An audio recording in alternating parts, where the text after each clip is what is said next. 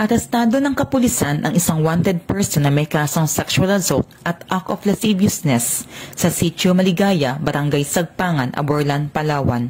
Nito lamang 17 ng Oktubre taong kasalukuyan. Kinilala ang naarestong suspect na si alias Peping, 38 anyos, may live-in partner, karpintero at residente na nabanggit na barangay.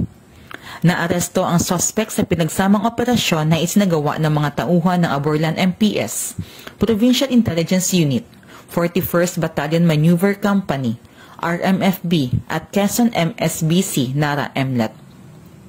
Ang suspect ay inaresto sa bisa ng isang warrant of arrest para sa krimen ng sexual assault na may piyansang itinakda na 200,000 pesos at act of lasciviousness na may piyansang 108,000 pesos na inisyu ni Honorable Jocelyn S. Dilig, Presiding Judge, Regional Trial Court, 4th Judicial Region, Branch 47, Puerto Princesa City, Palawan, na inisyu noong 15 ng Oktubre taong kasalukuyan.